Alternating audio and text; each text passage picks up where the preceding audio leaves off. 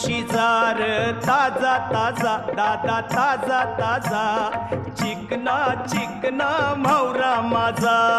घेऊन शिजार ताजा ताजा दादा ताजा ताजा चिकना चिकना म्हावरा माझा घेऊन शिजार ताजा ताजा दादा ताजा ताजा चिकना चिकना म्हावरा माझा घेऊन शिजार ताजा ताजा दादा ताजा ताजा चिकना चिकना म्हावरा माझा